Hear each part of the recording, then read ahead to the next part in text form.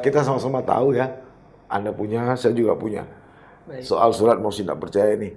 Saya tanya dulu, Anda tahu nggak surat ini? Saya tahu surat. Tahu. Berarti Anda ikut merancang gitu ya? Saya nggak bilang terlibat, tapi ikut merancang gitu ya? Ini kan dokumen ini kan diserahkan oleh salah seorang deputi. Ya, sebut saja Haji Liteng pribadi. Ya, secara spontan. Iya. Saya bisa paham. Iya, tapi kan ini ada 4 orang ya. Ada wakil kepala 1 orang, Tuku Hendra Budiansyah, kemudian ada Anda, kemudian ada Haji Liteng dan Anwar Hussein. Keempat-empat kalian kan ikut tangani surat ini. Kenapa tidak empat-empatnya menghadap gitu? Kenapa mesti 1 orang? Ini apa kebetulan atau gimana? Saya duga secara kebetulan. Tapi Kepala BPKS Iskandar kepada kami menjelaskan sebelumnya ada rapat memang dan para deputi diundang tapi tidak mau hadir. Ngopi oke, nggak ada persoalan, kita keluar ngopi segala macam. Tapi yang saya lihat hari ini yang terjadi adalah adanya akses yang mempengaruhi kebijakan ya. Sehingga ketika deputi memberikan arahan, kemudian arahan itu memang tidak diikuti karena memang mereka merasa bahwa saya punya komunikasi dengan kepala kok. Oke. Dan banyak kemudian para direktur yang hilang, tidak ada di Sabang, tidak di kantor. Belakangan kita tahu bahwa di mana posisi di Jakarta, ngapain? Di mana posisi di Banda Aceh, ngapain? Dan bagi dia nggak penting kali melapor pada deputi karena memang dia udah di-approve oleh Pak Kepala gitu. Ini kan tidak sehat. Berarti sudah sebegitu parahnya BPKS itu. Itulah kondisi yang ada. Tapi ya kalau kita merujuk kepada teori manajemen ya, seperti kata Kepala BPKS Iskandar, kami sudah wawancara Iskandar Zulkarnain, dia menyatakan bahwa ada kewenangan itu ada di para deputi gitu kan. Betul. Nah, menurut beliau ya deputinya yang nggak bergerak gitu kan. Sehingga ada beberapa kebijakan yang harus dia take over sendiri. Dan pada saat yang sama nama saya sebagai deputi umum sudah hilang. Oh, diganti siapa? Diganti dengan Abdul Manan yang baru saja diberhentikan pada tanggal 4 sebagai wakil. Oh. Jadi jujur saya bilang sebenarnya. Ya, tapi kan itu nggak, misalnya nama Anda hilang kan nggak ada kewenangan kepala BPKS, itu kan kewenangannya ada pada gubernur selaku ketua dewan kawasan. Yang saya ingin ceritakan adalah ada dalam tanda kutip ya upaya diam-diam yang memang dilakukan oleh Pak Kepala untuk melakukan bongkar pasang ini. Oh, apakah ini Anda dan kawan-kawan tahu atau tidak? Kemudian Saudara Haji Liteng ketemu dengan Sekda.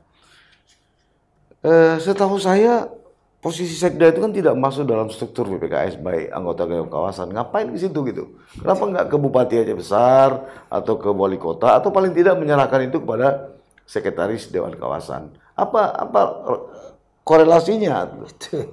Itu mungkin yang perlu kita tanya memang ke Pak Jelitengnya langsung karena boleh jadi beliau juga punya rasa kemarahan yang memang sudah cukup lama. Maksud saya gini Pak Wajran, semarah apapun kita, ini kan terkesan seolah-olah kan korbannya kan Pak Sekda ini, seolah-olah Pak Sekda nggak paham aturan, seolah-olah Pak Sekda terlalu intervensi, padahal Jelitengnya paham apa enggak ini kan gitu kan.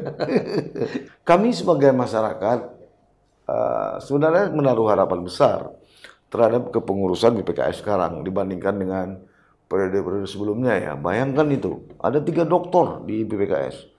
Kepalanya doktor, deputi 2 deputi doktor, doktor Jeliteng, doktor Fajran gitu kan. Tapi kalau terungkap seperti ini, jujur aja kami kecewa juga ini kan. Seperti yang kami bilang tadi ya, terhadap orang-orang yang kami anggap sangat kompeten. Tapi ketika faktanya kami lihat juga, jangankan investasi masuk ke Sabang, jangankan pengembangan Sabang, yang terjadi justru ribut-ribut seperti ini. Jujur aja sebagai masyarakat kami kecewa juga gitu kan. Ini yang saya bilang sebenarnya tadi kan. Kalau boleh kami masyarakat bertanya dalam komposisi yang ada sekarang di kalangan elit, apa sih kelebihan dari kepala sekarang? Apa sih kelebihan kemampuan dari wakil kepala sekarang? Apa sih kemampuan yang Anda miliki? Apakah Jeliteng sangat memang kompeten di dalam komersial dan investasi? Berapa sudah investor yang masuk ke Sabang? Kami sebagai masyarakat kan harus bertanya itu. Betul. Karena Anda digaji kan. Betul. Nah, kemudian apa sih deputi teknik pengembangan apa sih yang sudah dikembangkan di Sabang? Satu hotel internasional pun kita nggak punya.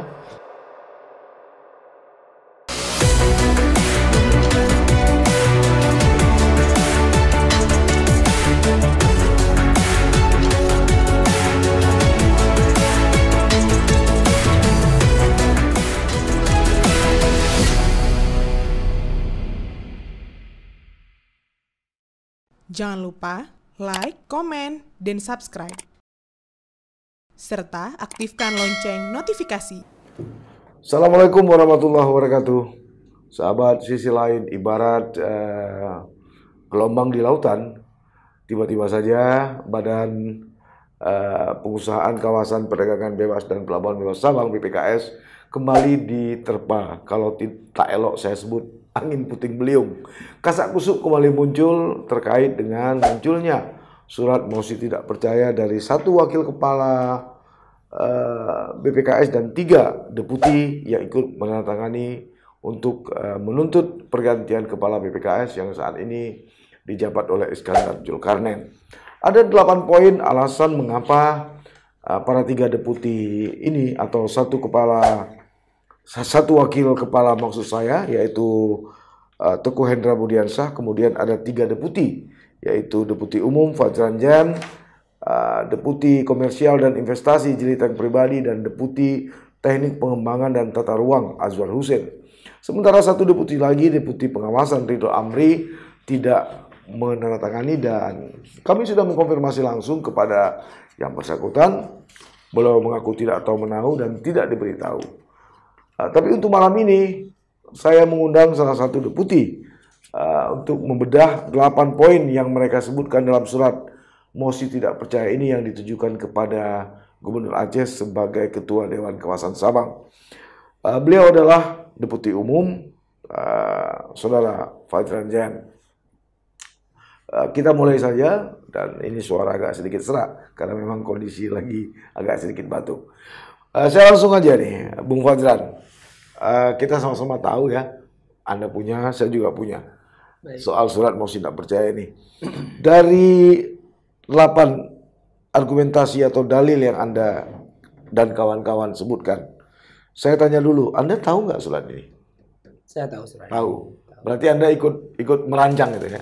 Saya nggak bilang terlibat, tapi ikut merancang gitu ya? Paling tidak ada item-item yang memang berkenaan dengan kedeputian umum ya. Kedeputian saya yang memang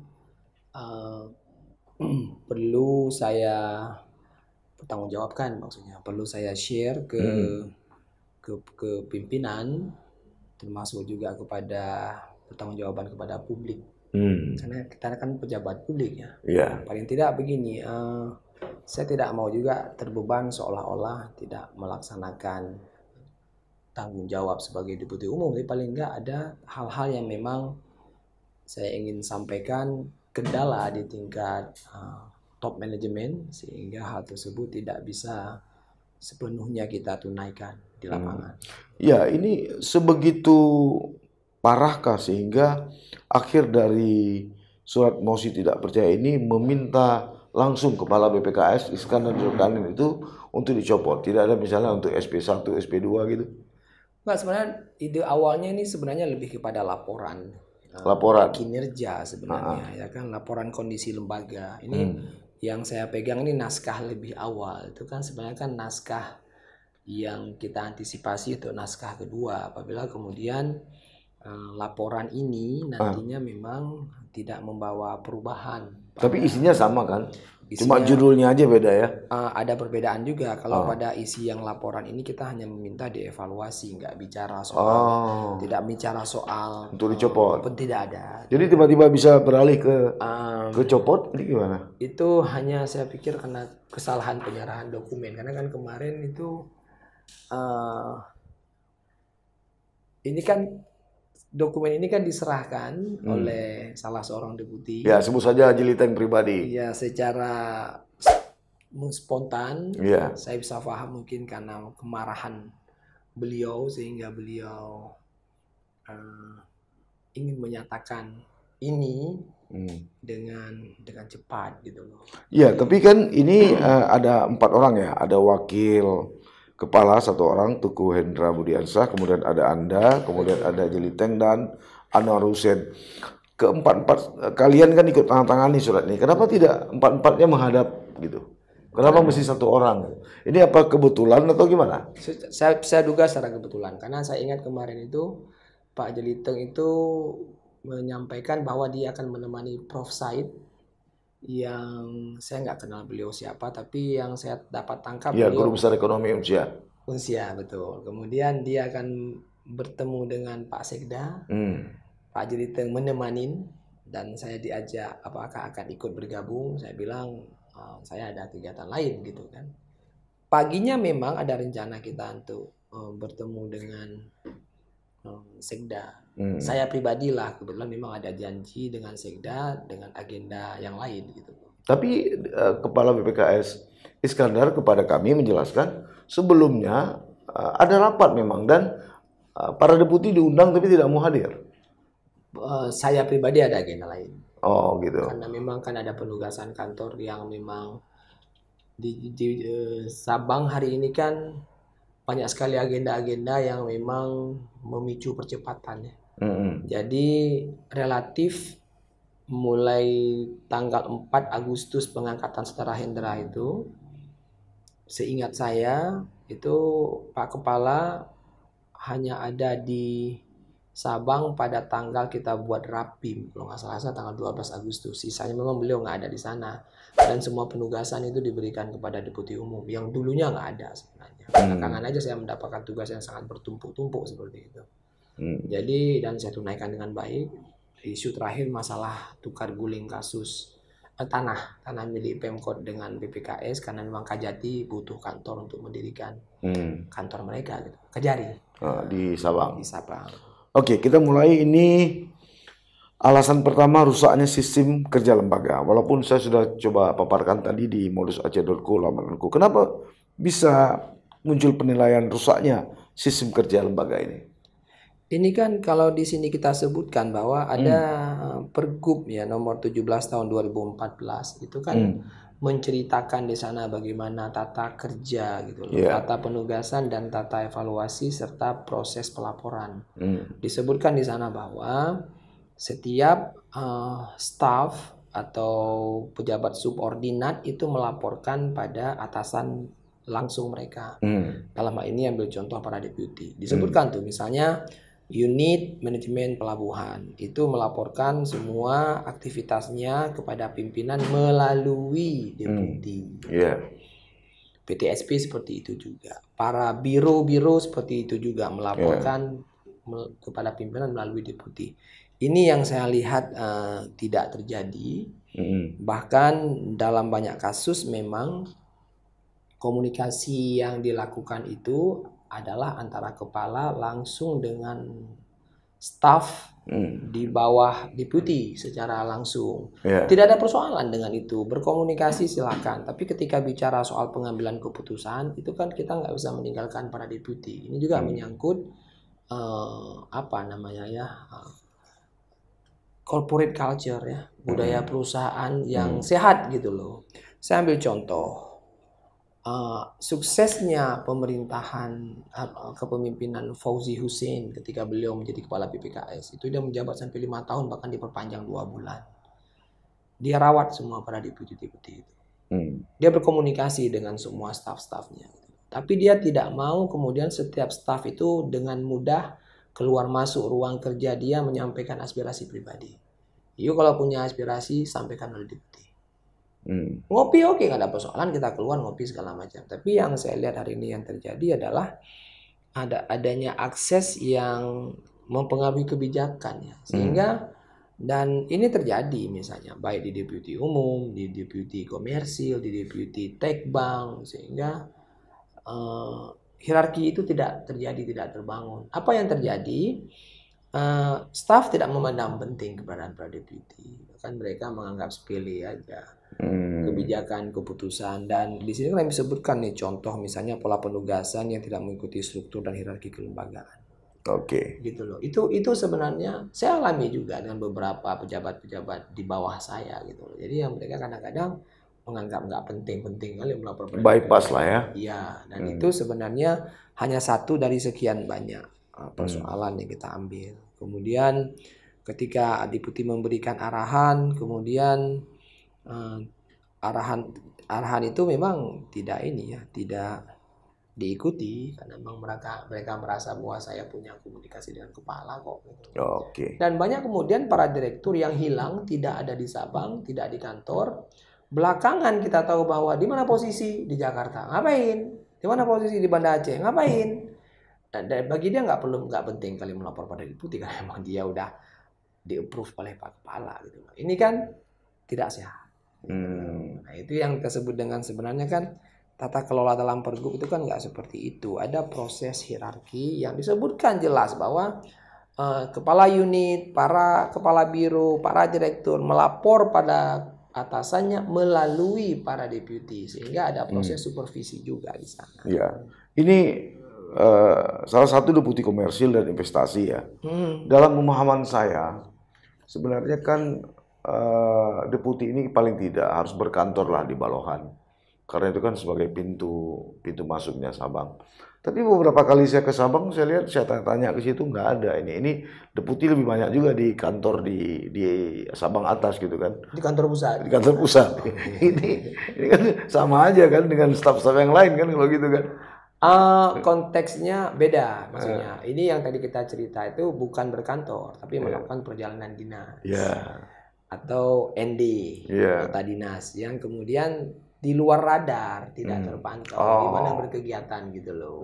Dan saya terasa sekali gitu loh. Mestinya sebagai deputi umum, pengendali staf, 168 orang staf di kantor BPKS, itu kan mestinya saya kan dapatkan laporan tentang keberadaan staf yang akan melakukan perjalanan dinas misalnya. Jadi istilahnya tahu kita di mana posisi orang-orang ini. Tapi ini tidak tahu ya. Oke, ini kan nasi sudah jadi bubur, surat sudah masuk. Tapi paling tidak ini masih ada celah untuk kita lakukan ini perbaikan ya, maksudnya dengan menekankan tingkat kedisiplinan. Ya kan? Ini kan penting sekali. Ini saya ambil contoh misalnya dalam satu pertemuan rapat pimpinan di Pulau Aceh pada bulan 4 pada waktu itu. Saya baru 3 bulan masuk. Hadir kepala waka, para deputi dan para direktur waktu itu. Saya terus terang saya bilang terbuka saja. Saya bilang oke, kawan-kawan sekalian, kita fair nih. Kita udah tahu bagaimana kondisi di dalam, budaya perusahaan kita, kedisiplinan kita, moralitas kerja kita dan segala macam. Saya mau tanya sekarang, kita mau perbaiki nggak ini? Kalau kita mau perbaiki, ayo sama-sama. Kalau kita nggak mau perbaiki, ya udah. Kalau kita sepakat gini-gini aja, ayo gitu loh. Gini-gini aja, akhir bulan ambil gaji. Ngapain buang-buang pikiran sakit kepala? Tapi kalau kemudian kita mau perbaiki, saya punya mandat sebagai deputi umum untuk melakukan pendisiplinan. Karena saya lihat pada waktu itu banyak sekali staf yang mereka itu mendapatkan nota dinas untuk boleh tidak masuk kantor. Tapi kemudian status dan keberadaan mereka ada yang di Banda Aceh, ada yang di Jakarta. Begitu saya hubungi bagian SDM, coba saya minta absen. Saya cek absen itu. Ini ND kemana? Ini kemana? Ini kemana? Ini izin apa dan segala macam. Tapi kemudian kan tertib sebentar aja, lalu ND lagi gitu loh. Karena kita tahu siapa di belakang mereka. Maksudnya merasa bahwa dilindungi gitu kan. Nah, satu sisi saya kan dilematis gitu loh. Ada desakan bahwa tegakkan disiplin sebagai deputi umum, kontrol ada pada deputi umum. Tapi begitu kita tegakkan disiplin, nggak ada dukungan dari top manajemen gitu. Nah itu akhirnya kan, jadi ngapain kita? Maka saya tanya, kita nih mau serius nggak nih sekarang? Berarti sudah sebegitu parahnya BPKS itu? Itulah kondisi yang ada. Tapi ya, kalau kita merujuk kepada teori manajemen ya, bahwa kan seperti dalam surat ini juga kan kolektif kan kolegial. Betul. Artinya kan lebih banyak operasional itu kan berada pada deputi kan. Seperti kata Kepala BPKS Iskandar. Kami sudah wawancara Iskandar Zulkarnain, dia menyatakan bahwa ada kewenangan itu ada di para deputi gitu kan. Betul. Nah, menurut beliau ya deputinya yang nggak bergerak gitu kan. Sehingga ada beberapa kebijakan yang harus dia take over sendiri. Itu kan persoalan style kepemimpinan aja. Dan saya merasa sendiri nih sebagai para deputi bahwa saya melakukan apa yang beliau arahkan. apa yang beliau minta, apa yang beliau perintahkan, bukan tidak mampu ya. Saya mungkin nggak mau komentari deputi-deputi yang lain gitu loh. Tapi saya lihat karena memang lebih mungkin ya, karena faktor lebih nyaman dia bekerja dengan orang-orang tanpa memandang hierarki itu, maka kemudian dia bekerja dengan orang-orang tersebut sehingga di luar tupoksi kadang-kadang. Misalnya kan mestinya ketika bicara terkait, saya terasa langsung ketika saya diminta pendapat untuk bertemu dengan Bupati Aceh Besar sebagai anggota Dewan Kawasan. Siapa-siapa yang perlu kita ajak, karena kita akan bicara soal Renstra. Saya bilang ajak Kepala Biro Perencanaan karena relevan memang. Dia bicara perencanaan, Renstra, bicara master plan dan segala macam. Kemudian saya bilang ajak Deputi Tekbang karena Deputi Tekbang itu memahami kawasan Pulau Aceh yang merupakan bagian dari kawasan Sabang. Kemudian saya akan ikut. Tapi kemudian oleh Pak Kepala mungkin beliau lupa, tapi saya ingatkan bahwa beliau bilang nggak usah ikut, balik ke Sabang aja karena udah keramaian. Lalu mohon maaf ketika saya lihat di foto yang berdiri di sana ada deputi pengawasan, ada direktur pembangunan, ada kepala unit manajemen pelabuhan. Nah, tadi katanya jangan keramaian, tapi ini kok jadi lebih ramai dan segala macam dan bukan orang yang relevan. Saya adalah lebih relevan untuk ikut karena deputi umum bicara soal perencanaan. Saya membawahi perencanaan. Nah, ini yang kadang-kadang yang jeleknya apa? Framing kan. Seolah-olah deputi umum tidak mengerjakan tugas yang menjadi tupoksinya. Oh gitu. Nah, ini yang kemudian yang terjadi. Jadi saya mendengarkan langsung itu gitu loh. Ini yang kita nggak nyaman gitu loh. Pulang saya dari perjalanan dinas ke Medan ngurus masalah barang yang tertahan di Belawan. Kebetulan pada waktu itu ada rapat di kantor gubernur dengan biro organ terkait dengan pembahasan SO3. Kemudian ada perintah untuk saya langsung ke Sabang aja sebab ada orang lain yang akan ditugaskan untuk mengikuti mengenai pembahasan SO3. Cuman kemudian oke, saya masih mengalah lah. Walaupun belakangan ada perintah lainnya lagi untuk suruh ikut gitu loh. Cuman belakangan saya lihat style komunikasinya mungkin yang harus saya coba pahami ya. Saya merasa bahwa semua yang menjadi tupoksi saya pasti akan berkeras gitu. Pak Kepala, saya ada di Banda Aceh. Pertemuan ini tupoksi saya akan ikut. Gitu. Karena saya udah malas di framing seolah-olah saya tidak mengerjakan apa yang menjadi tupoksi saya. Oh gitu. Oke. Terlepas tadi apakah ini Anda dan kawan-kawan tahu atau tidak, kemudian Saudara Jiliteng ketemu dengan Sekda. Setahu saya posisi Sekda itu kan tidak masuk dalam struktur BPKS baik anggota Dewan Kawasan. Ngapain ke situ gitu? Kenapa nggak ke Bupati Aceh Besar atau ke Wali Kota atau paling tidak menyerahkan itu kepada Sekretaris Dewan Kawasan? Apa korelasinya? Itu mungkin yang perlu kita tanya memang ke Pak Jilitengnya langsung karena boleh jadi beliau juga punya rasa kemarahan yang memang sudah cukup lama atau apa begitu. Saya sadar, makanya kenapa setelah kemudian laporan itu diserahkan kepada Sekda, itu kan saya pertanyakan gitu loh. Maksud saya gini Pak Wajran, semarah apapun kita, ini kan terkesan seolah-olah kan korbannya kan Pak Sekda ini. Seolah-olah Pak Sekda nggak paham aturan, seolah-olah Pak Sekda terlalu intervensi, padahal Jilitengnya paham apa enggak ini kan gitu kan? Karena kondisinya memang kita di sini kan sebutkan tembusan itu kepada anggota Dewan Kawasan, Bupati Aceh Besar, Wali Kota Sabang, kita sebutkan itu, Dewan Pengawas, kita sebutkan itu, karena memang logikanya adalah ini akan kita serahkan karena konteksnya adalah laporan, kita akan serahkan kepada gubernur. Kemudian kalau bicara kepada gubernur sebagai ketua Dewan Kawasan melalui pintu Sekretaris Dewan Kawasan Pak Makmur.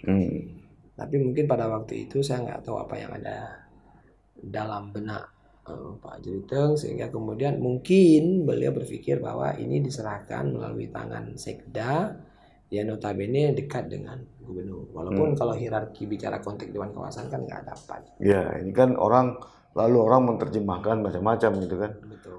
Mungkin juga Pak Sekda karena udah datang atau tadi datang kebetulan mendampingi Prof Said, lalu kan nggak bisa nolak kan. Betul. Dan saya pun sebenarnya juga satu sisi kan istilahnya apa ya? Ini kan di luar dari apa yang kita bayangkan ya, terjadinya kan. Lalu kok tiba-tiba udah diserahkan kepada Sekda gitu loh. Ya. Cuman ya udah kejadian. Ya. Kami sebagai masyarakat sebenarnya menaruh harapan besar terhadap kepengurusan BPKS sekarang dibandingkan dengan periode-periode sebelumnya ya. Bayangkan itu, ada 3 doktor di BPKS.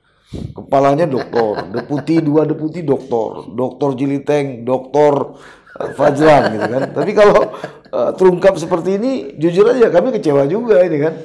Enggak, ini sebenarnya kan gini kan.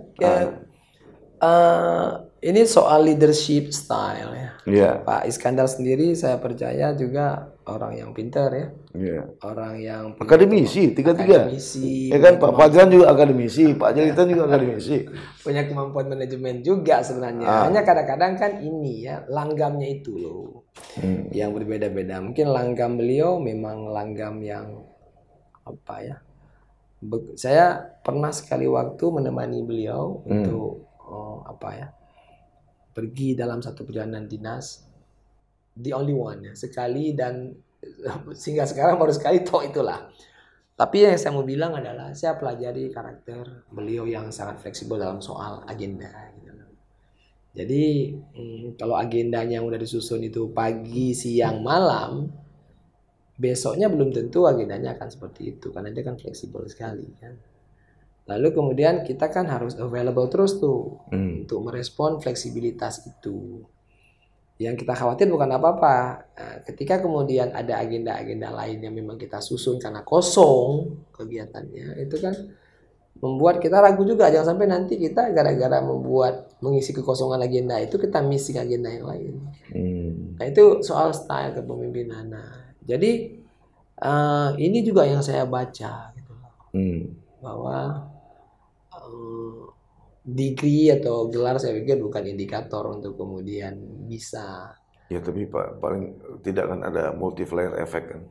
Harapannya seperti itu. Dibandingkan kami yang di Enggak luar. juga. Kepemimpinan itu kan saya lihat malah kadang-kadang nih, mohon maaf nih, kadang-kadang kita temukan orang yang malah pendidikannya biasa-biasa saja, cuma tamat SMA, tapi dia bisa berkomunikasi dengan orang-orang dengan lebih baik gitu.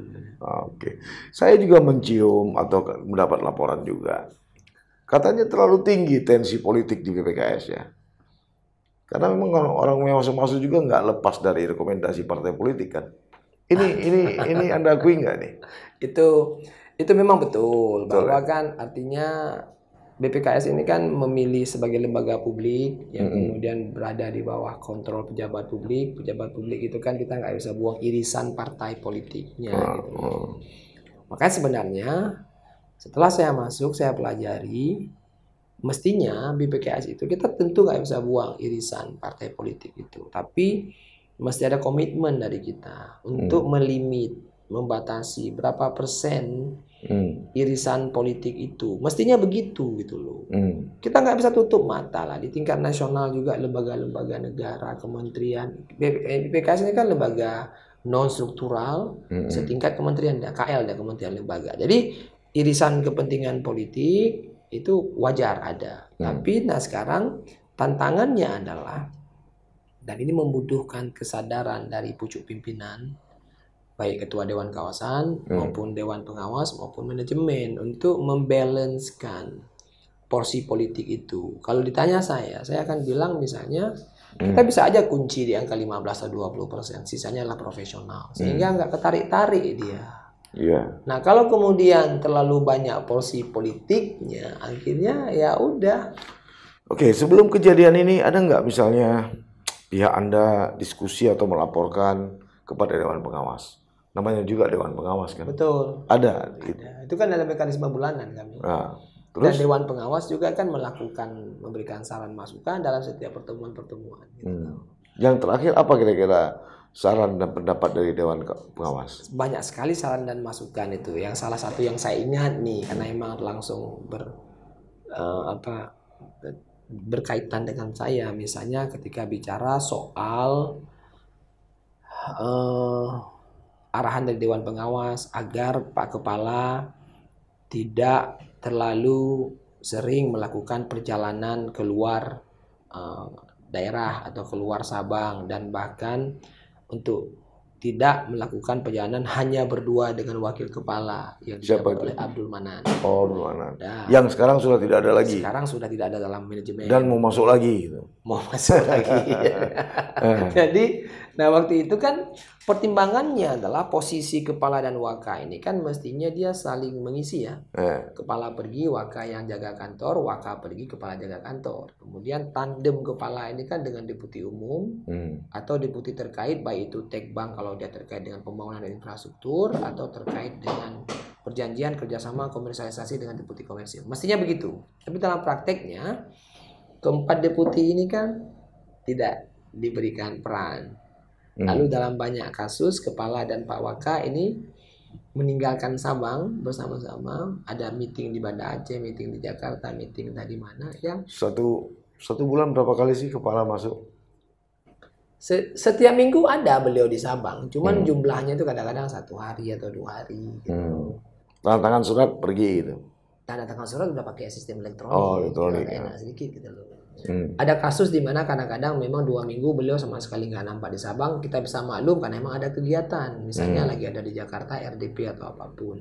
Ada kadang-kadang di Sabang memang 3 hari atau 2 hari atau di Banda Aceh karena positive thinking kita beliau sedang melakukan kegiatan atau aktivitas dinas. Hanya saja jadi persoalannya adalah kami para deputi ini kita sebutkan di sini tidak ada penugasan. Ya kan, jadi beliau mau jalan kemana dan segala macam mestinya kan ada ND gitu. Ada ya kan.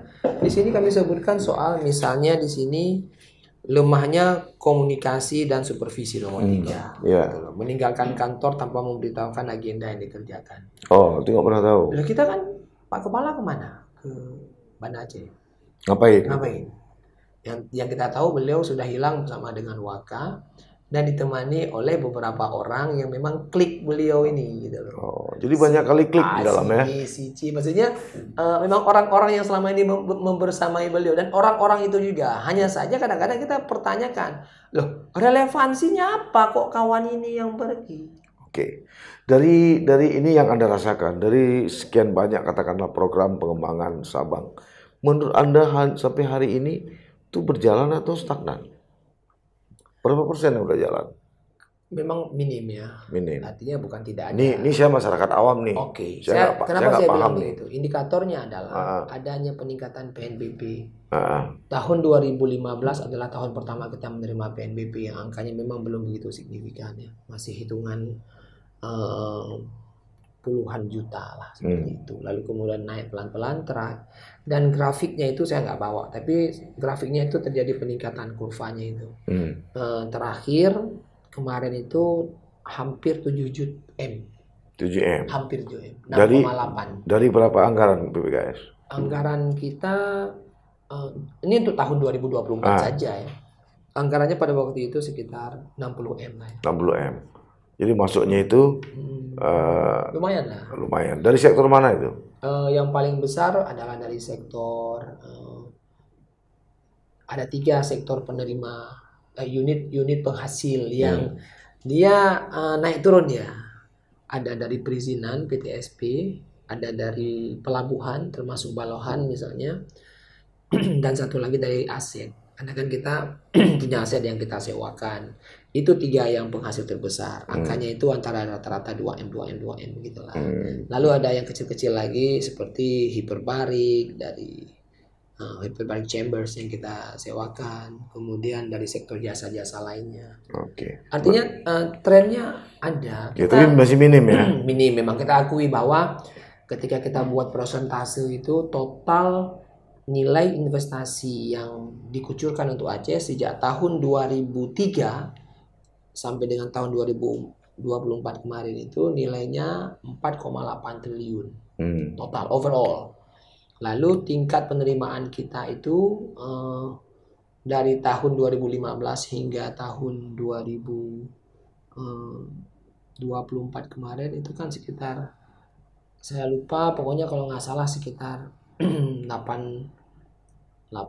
miliar seperti itulah. Segitu ya. Atau sekitar 1%, 1,01%. Ini secara moral maksud saya. Ustaz Anda yang hadir dan yang lain belum saya undang. Secara moral dengan fasilitas yang didapati sekarang, ada nggak perang batin dengan target yang sangat minimal tadi yang Anda rasakan? Ini kan Merasa bersalah nggak itu? itu mestinya kita malu sebenarnya. Mestinya malu. Karena kan logika yang kita pakai begini loh. Orang mau invest uang, saya pribadi mau invest uang saya di warung kopi, nilai investasi 10 juta. Kalau kemudian penghasilan saya dalam setahun hanya 100.000, saya nggak mau invest lagi gitu loh. Ini yang menjadi persoalan kenapa pemerintah sepertinya kehilangan trust kepada BPKS, sehingga kemudian nilai uang atau rupiah murni yang diinvestasikan dari tahun ke tahun kan mengalami penurunan yang cukup signifikan. Saya ingat sekali itu era-era awal itu pernah kita mendapatkan rupiah murni itu hampir 480 M, turun berturut-turut. Ya.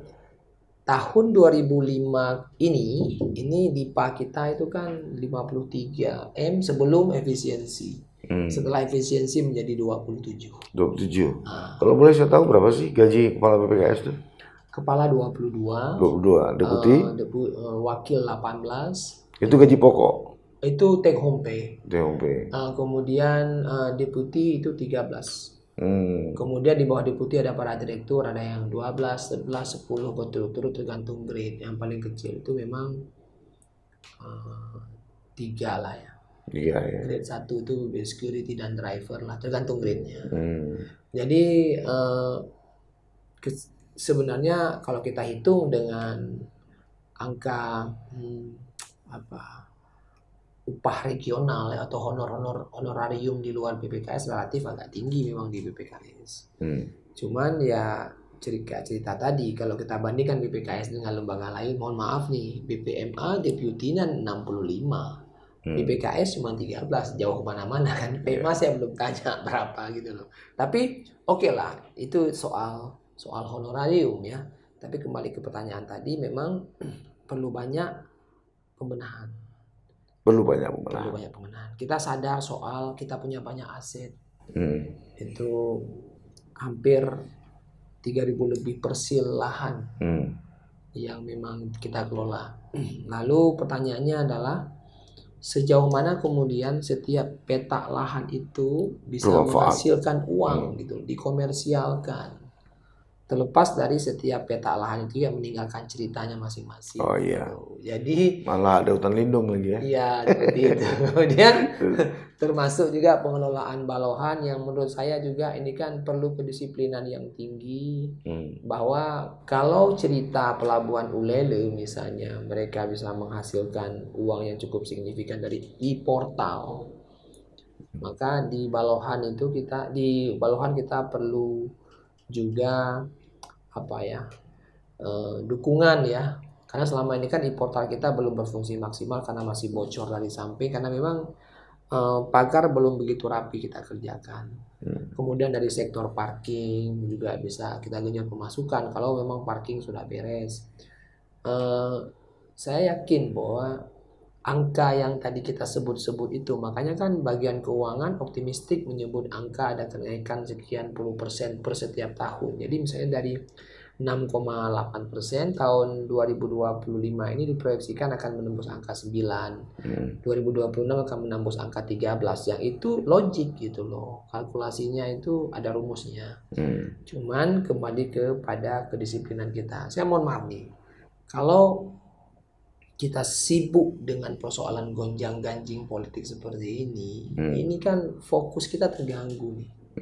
Nggak sempat kita memikirkan bagaimana cerita meningkatkan pendapatan tadi, PNBP, pendapatan negara bukan pajak. Sementara fokus kita sibuk kepada ini. Saya sebagai deputi umum saya bicara, karena saya nggak mau komentari deputi yang lain. per tanggal 4 Agustus. Pelantikan Waka yang baru. Lalu kemudian Pak Kepala mungkin karena ada tugas-tugas khusus di Banda Aceh, lalu kemudian banyak mendelegasikan tugasnya kepada Deputi Umum. Hal yang jarang sekali beliau lakukan sebelumnya karena beliau punya wakil kepala pada waktu itu. Jadi saya lakukan itu semua. Tiba-tiba saya dikejutkan dengan adanya surat yang dikeluarkan pada tanggal 5 Agustus. Suratnya itu bersifat rahasia.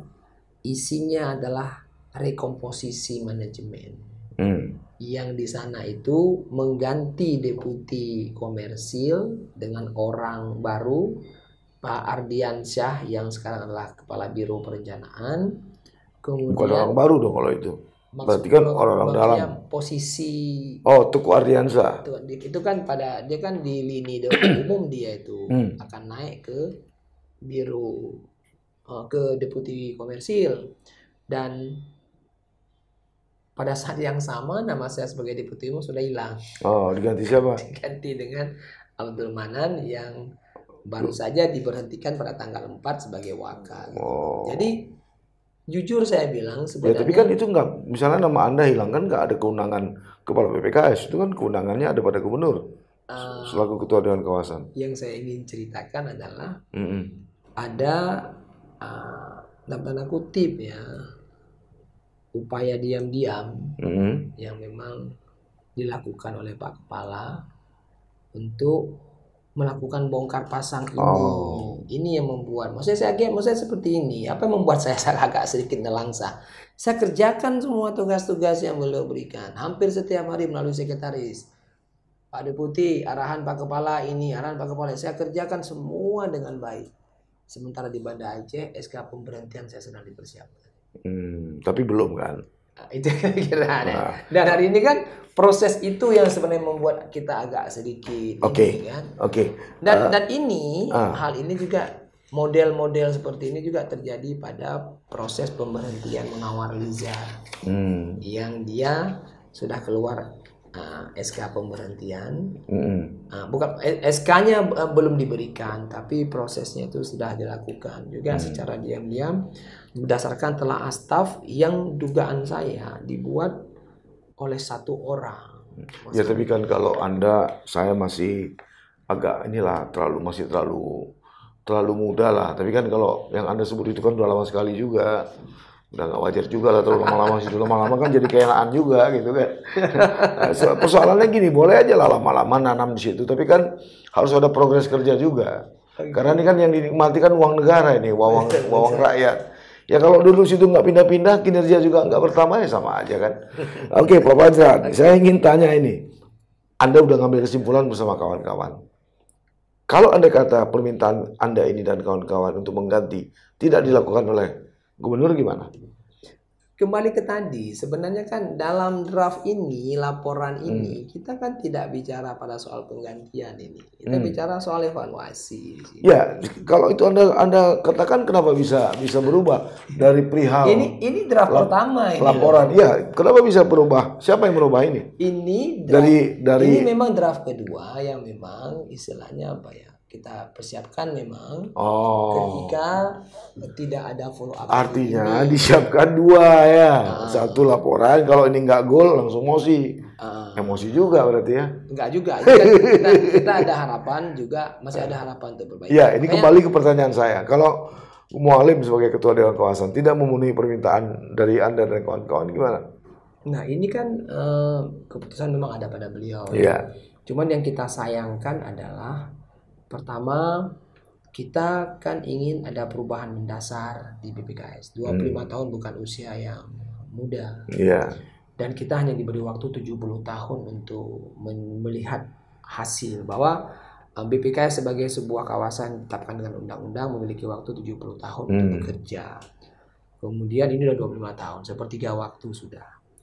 Dari angka yang saya sampaikan tadi, berapa nilai PNBP yang hanya 1% dari total investasi yang diberikan. Lalu kemudian kita nggak mau juga BPKS ditutup. Kita nggak mau juga BPKS ini stagnan seperti hari ini, tidak memberikan kemanfaatan sesuai dengan yang diharapkan. Baik untuk warga Sabang, untuk Aceh, untuk Indonesia lah. Lalu kita kan berharap ada perubahan. Iya. Jadi ceritanya sebenarnya, kenapa diskusi ini menjadi tension dia, menjadi sangat tinggi tensinya gitu loh. Saya nggak tahu nih misalnya, kenapa Pak Kepala memaksakan sekali Waka yang sudah diberhentikan untuk tetap masuk ke dalam sistem. Kenapa kemudian Pak Kepala melakukan aksi-aksi one man show yang itu tidak mengindahkan peran para deputi, di mana para deputi tidak diajak bicara dalam setiap kebijakan, termasuk dalam proses penggantian manajemen. Ini boleh tanya Dewas. Dewas pun tidak diajak bicara soal. Iya, karena proses rekrutmennya juga seperti itu. Yang kami tahu, kami masyarakat, kepala punya rekrutmennya punya poros yang lain, ya kan? Anda rekrutmennya punya poros yang lain. Jiliteng juga punya, ya maaf cakap dalam tanda petik punya induk semang masing-masing.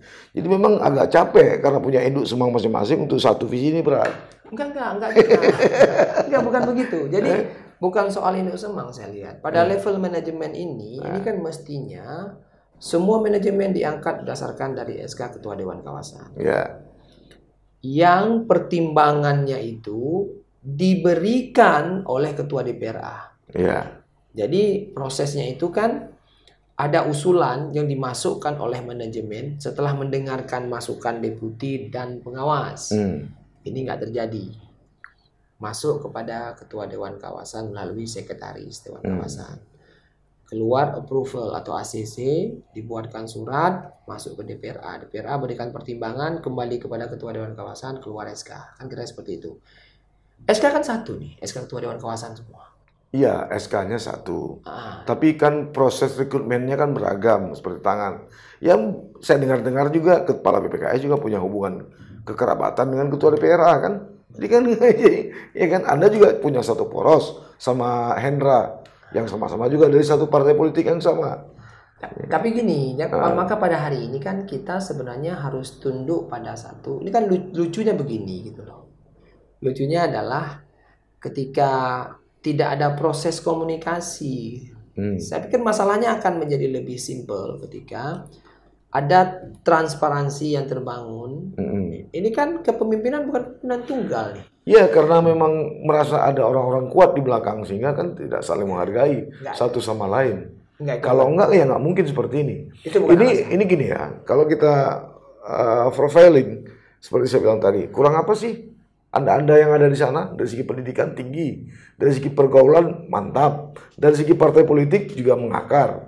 Tapi kalau di tangan Anda seperti ini juga, di situ ada Hendra Budian, mantan pimpinan DPRK, kemudian anggota partai. Di situ ada juga elit partai, ada Jiliteng yang juga.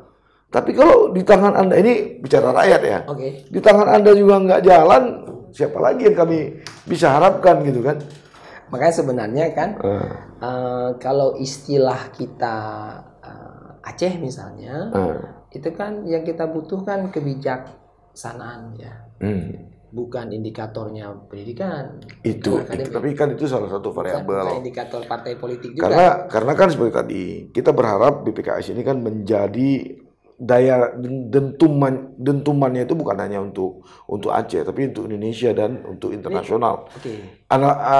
Analogi ini kan, logika ini kan sudah dari dulu digaung-gaungkan sebagai pelabuhan hubnya internasional, bla bla bla. Tapi itu juga tidak. Tapi gini aja lah, kita persingkat saja. Ini saya ambil misalnya contoh ya, kayak yang nomor 4. Dasar kenapa kemudian perlu kami laporkan kondisi terkini adalah soal kurangnya transparansi ya kan. Di mana beberapa naskah telah staf itu dibuat, ditandatangani sendiri, tidak ada asas kolektif kolegial, nggak diajak bicara. Kemudian ketika ada masalah, problem tidak diajak bicara. Ini mohon maaf saya ambil contoh. Saya nggak mau ambil contoh deputi yang lain gitu loh. Ketika diskusi soal mubadalah energi yang akan masuk ke Sabang. Kemudian Pak Kepala dengan timnya mencoba sebisa mungkin untuk meng-attract mubadalah supaya tetap masuk ke Sabang. Showbase-nya ada di sana. Lalu kemudian saya dengar kendala-kendala susah beliau karena ada ingin yang mengganggu proses menarik ke Sabang ini, ada yang mau bawa ke Lusmawe, ada yang mau bawa ke Kurung Raya, ada yang mau bawa keluar Aceh. Lalu saya tanya ke Pak Kepala, apa yang bisa saya bantu? Apa mitigasi kita dalam proses ini? Beliau bilang ini, Wali Nangro pun bilang lain segala macam. Saya tanya apa saya bantu gitu loh. Maksudnya dengan akses yang saya punya saya akan bantu gitu loh. Tapi ternyata kan akhirnya nggak apa-apa ya. Saya tangani sendiri aja.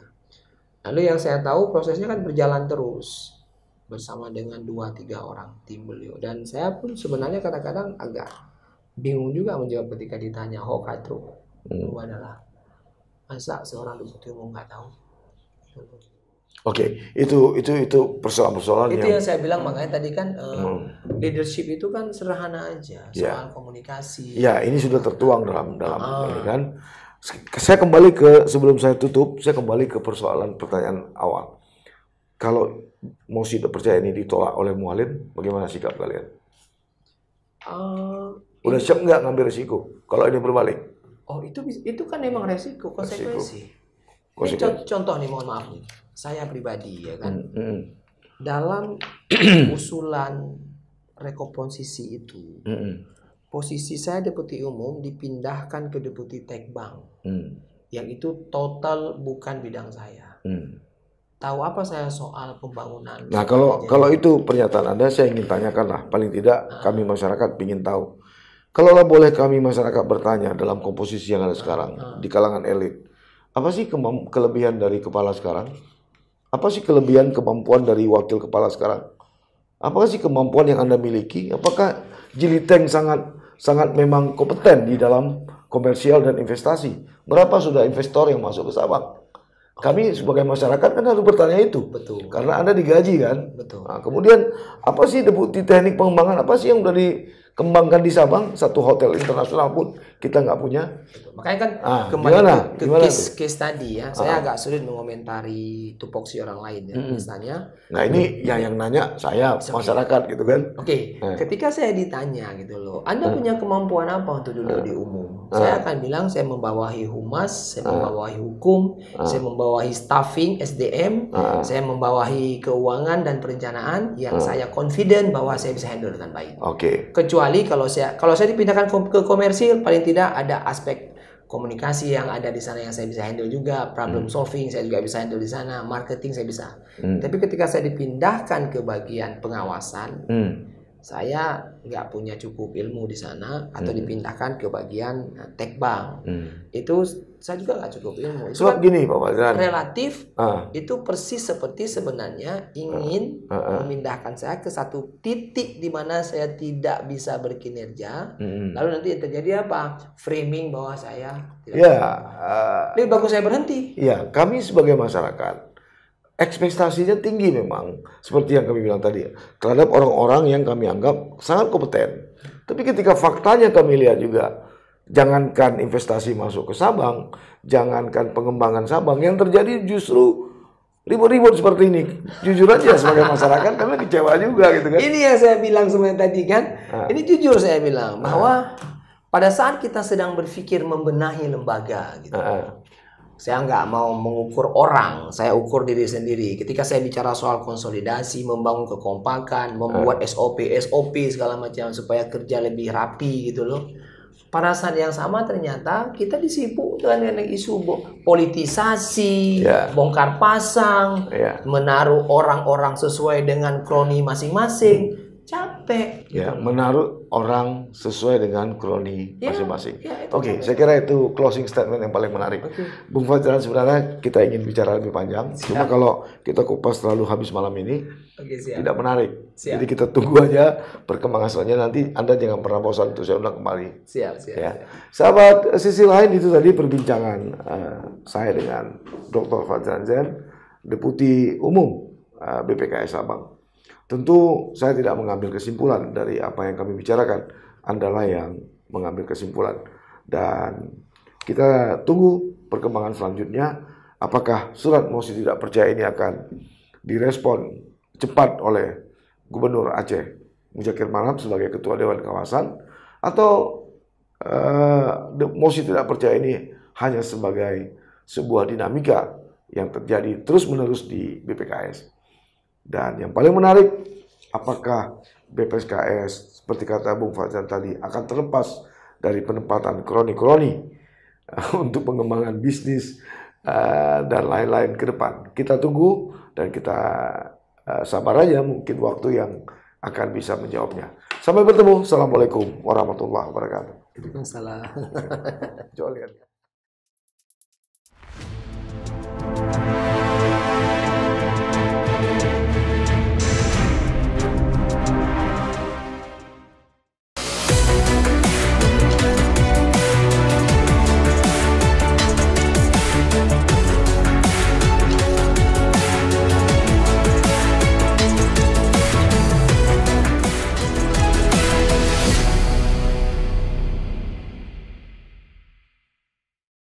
Jangan lupa like, komen, dan subscribe.